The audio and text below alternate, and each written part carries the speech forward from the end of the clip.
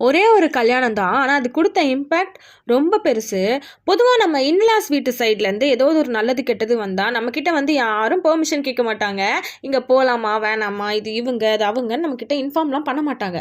அதுவே நம்ம அம்மா வீட்டு சைட்லேருந்து ஒரு சிச்சுவேஷன் வந்துருச்சுன்னு வச்சுக்கோங்க, முதல்ல நம்மளோட ரெஸ்பான்சிபிலிட்டிஸ் தான் நமக்கு கண்ணு முன்னாடி வரும். அதுக்கப்புறம் நம்ம ஹஸ்பண்ட் கிட்ட கேட்கணும், நம்ம இன்லாஸ்ட்ட பெர்மிஷன் வாங்கணும்.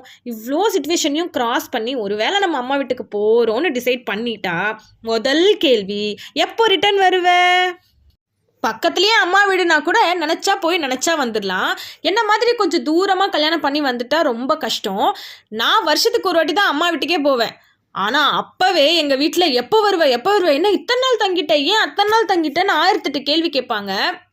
அதுலேயும் என் ஹஸ்பண்ட் மாதிரி அடிக்கடி வந்து ஒய்ஃபை பார்க்குறவங்கலாம் கிடச்சிட்டாங்கன்னா, நம்மளால தான் இவங்க வாழ்க்கையே கெட்டு போகுது, இவங்க வேலையே கெட்டு போகுதுன்னு நம்மளை கரிச்சு கொட்டியே ரிட்டர்ன் வர வச்சிருவாங்க. இதே மாதிரி சுச்சுவேஷன் உங்களுக்கும் நடந்திருந்தா கண்டிப்பாக சொல்லுங்கள்.